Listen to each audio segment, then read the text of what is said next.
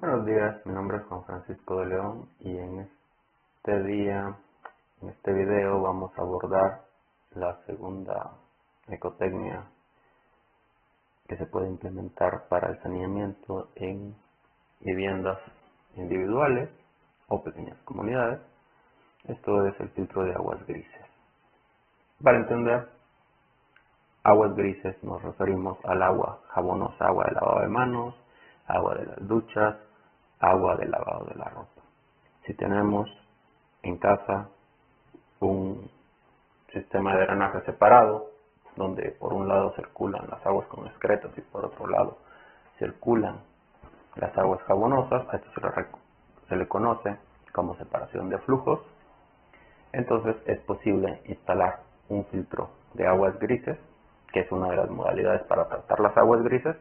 Hay otras 2 o 3, pero eso es motivo quizá de un diplomado o de un taller un poco más extenso. Aquí simplemente vamos a abordar el uso de un filtro de aguas grises, que en esencia es un humedal pequeño.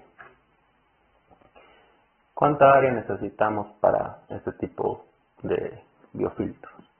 Pues en sí, dependiendo de la cantidad de personas que vivan en la vivienda, necesitaremos entre 1 y 1.5 metros cuadrados por persona. Entre más frío el lugar, más área se requerirá. Es decir que, básicamente, cada uno de estos filtros puede diseñarse de 80 a 100 litros diarios. Entonces, verán que en muchos lugares pues hacen pequeñas jardineras o se entierran pequeños contenedores de agua, plásticos cortados a la mitad, y eso ya te da el volumen para poder tratar las aguas grises desde los lavados de manos, sobre todo. Entonces son muy útiles, por ejemplo, para tratar el agua de lavado de manos de las escuelas, y de ahí poder vincular un proceso productivo con un huerto dentro de las propias escuelas. Se recomienda mucho, la inversión es pequeña, el área es pequeña y así reusamos el agua y los nutrientes. No hay que olvidar que el jabón pues posee fósforo, y el fósforo es útil para las plantas, para su crecimiento como abono. ¿Cómo se ve el esquema constructivo? Pues en planta se vería así. Si está conectado a una tarja o lavado de trastos, es importante incorporar un componente de pretratamiento que separe las grasas, conocido usualmente como trampa de grasas, y de ahí ya iría hacia lo que es el filtro principal, que es un filtro de materiales graduados, una zanja impermeabilizada que se rellena con gravas de distintos tamaños, y ahí se plantan distintas plantas de pantano. Pueden ser alcatraces, pueden ser junco, pueden ser carrizos y otros. Aquí en estas imágenes, que son de cerrar transformación, se pueden ver distintos aspectos de cómo se puede impermeabilizar. Estos son filtros jardineras hechos en excavaciones o con ladrillo, impermeabilizados con concreto lanzado o parcialmente con aditivo, o también geomembrana. Donde hay un suelo muy impermeable como arcilla, normalmente no hay necesidad de material impermeabilizante, simplemente se tendría que compactar adecuadamente la arcilla. ¿Qué se puede hacer con esta agua una vez tratada? Bueno, pues se puede irrigar usando una bomba a un riego por goteo para producir hortalizas u otros vegetales que requieran agua. Podemos usar también un registro con tubo flexible que nos permita descargar un volumen X de agua y este vaya a distintos frutales con una manguera que podemos ir regando, o también podríamos descargarlo manualmente con una cubeta. Este es un ejemplo de una planta de tratamiento para aguas grises que instalamos con Fundación UNAM y el equipo de ANSYS en la localidad de Tiscao, en la Trinitaria. Lo instalamos para el lavadero comunitario, el cual da aproximadamente servicio a 60 a 70 familias todos los días. Se consume una gran cantidad y se genera una gran cantidad de aguas jabonosas, las cuales antes de eso pues tendían a ir a esta zanja y luego de ahí se infiltraban hacia el lago. Por el tipo de terreno, que ya dijimos que es muy poroso, pues la contaminación tiende a llegar a los mantos de agua. Se tarda más que si lo fuera directamente, claro, pero tiende a llegar. Entonces, para evitar esto, pues instalamos aquí un sistema de drenaje para interceptar toda el agua gris que llega, pasa luego a estos biofiltros bastante más grandes y el agua ya tratada se recolecta y se descarga, ya clara para usos en paisajismo y en otras cosas. Se ha recomendado que se use para vegetales y todo, pero pues es un área comunitaria, todavía no se han decidido por ese aspecto, sin embargo ahí está la propuesta. Este biofiltro, esta planta de tratamiento de aguas grises, está operada por un comité comunitario de señoras que hacen uso de los lavaderos y supervisados por nosotros, específicamente por mí a distancia. Para el apartado del lombricompostaje en traspatios y huertos, este video lo proporcionará la maestra Marcela Campos, entonces solo les quería mencionar que en este apartado también se contempla como una posibilidad de tratamiento para residuos sólidos dentro de las viviendas separadas. Entonces, para continuar en este tema, hablaré de biogás. ¿Qué es el biogás? ¿Cuáles son sus posibles usos en casas y viviendas? ¿Y por qué es de interés que podamos usarlo e incorporarlo en nuestros procesos de saneamiento descentralizado? Pues el biogás, si no lo sabemos, es una mezcla de metano y dióxido de carbono con propiedades caloríficas similares al gas natural. Es una parte importante del ciclo bioquímico del carbono. Se origina debido a la actividad bacteriana en un proceso de biodegradación de materia orgánica en condiciones anaerobias, que quiere decir sin aire. Entonces, nosotros, la materia orgánica, sean excretas animales, humanas, basura, al ser arrastrada con agua, lo metemos en un contenedor donde no le entra el aire y de ahí, por un proceso natural, se va a generar un gas que podemos usar para calefacción, para cocinar en la vivienda, para iluminar incluso hay ya aparatos que funcionan con biogás, como son licuadoras, hieleras, frigoríficos, etcétera. Ya hay la adecuación, de hecho China ya exporta muchos de esos electrodomésticos, solo que en vez de consumir electricidad consumen biogás. Entonces es una factibilidad. El biogás, como bien he dicho, está compuesto de metano de un 50-75%, dióxido de carbono de 25 a 50%, hidrógeno de 5 a 10, nitrógeno de 1 a 2 y algunas otras trazas de ácido sulfídrico, que son precisamente lo que corroe las tuberías y que tendemos en el proceso de instalación de procesos de biogás, tendemos a retirarlo para que no nos dañe la instalación. Entonces lo que nos importa, ¿no?, que es el metano realmente, es eso de lo que vamos a quemar y el valor calorífico es de cerca de 6 kWh por metro cúbico. Más o menos equivale a la mitad de un litro de diésel. Es decir, que por cada metro cúbico de biogás es el equivalente a que tú usaras o quemaras un litro de diésel, básicamente. ¿Cómo se ve esto instalado? Bueno, esta fotografía la acabo de tomar el año pasado, perdón, ya es 2025.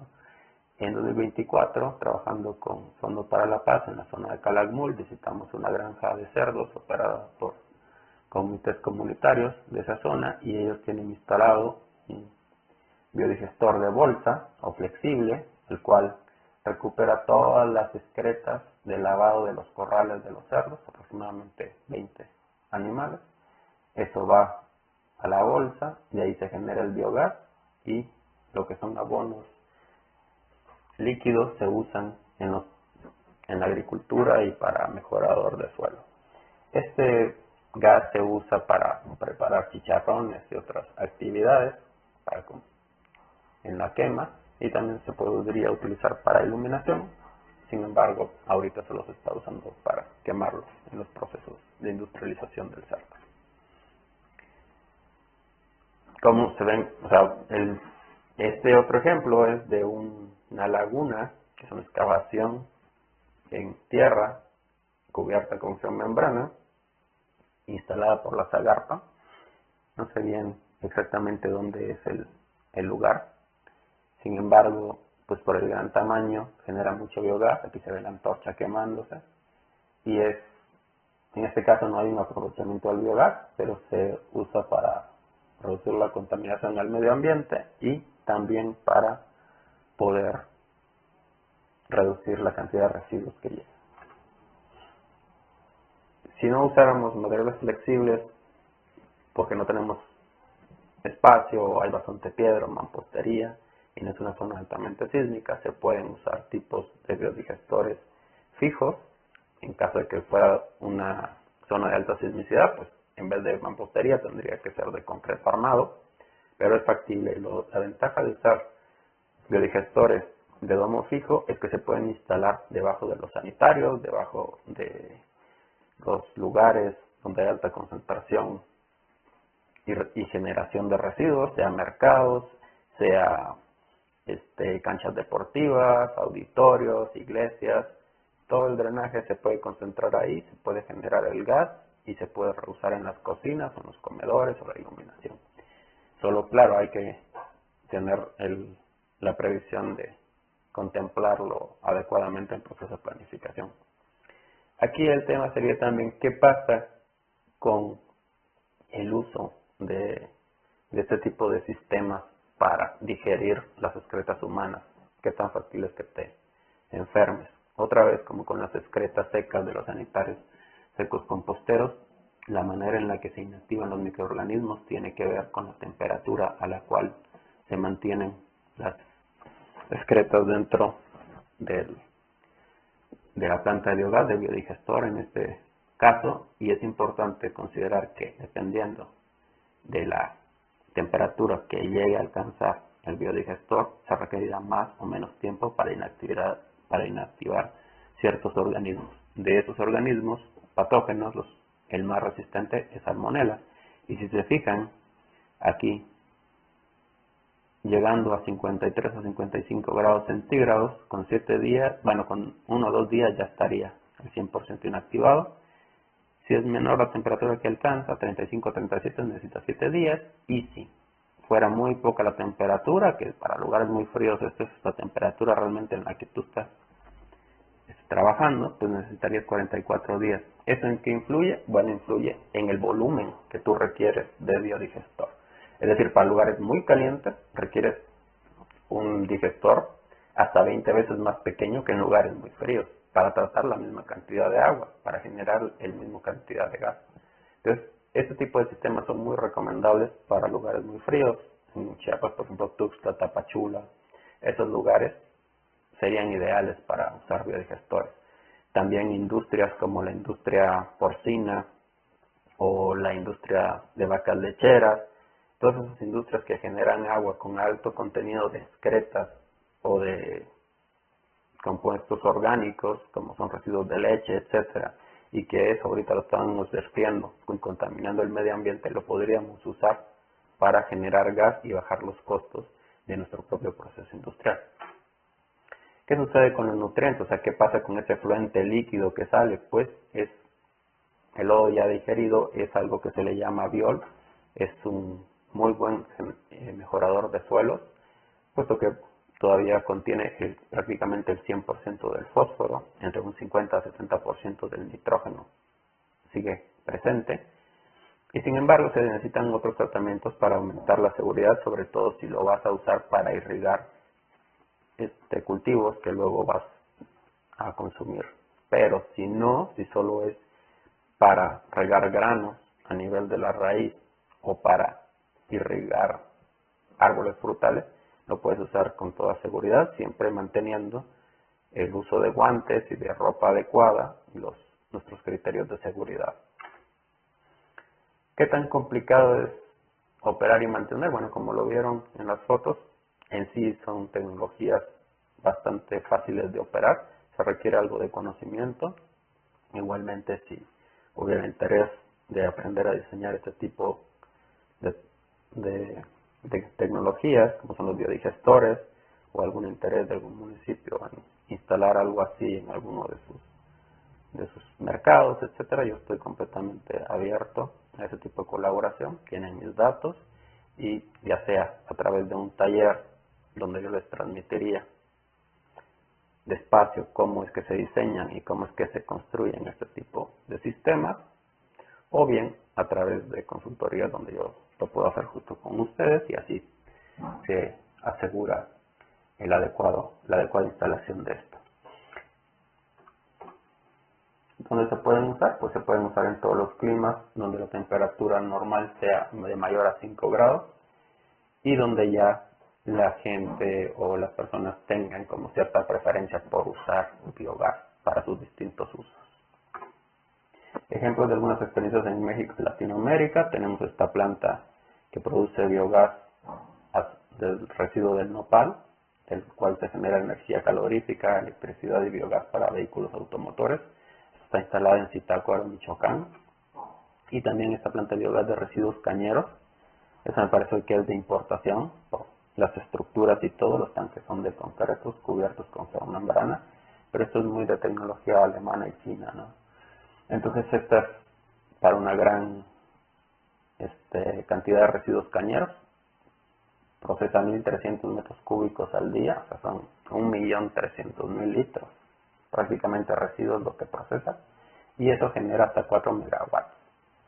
Hasta donde esté, pues todo lo que se necesita en el proceso de la caña se genera con los propios residuos, pues está conectado a generadores, donde se quema el biogás que se produce en los biodigestores, que son los biodigestores.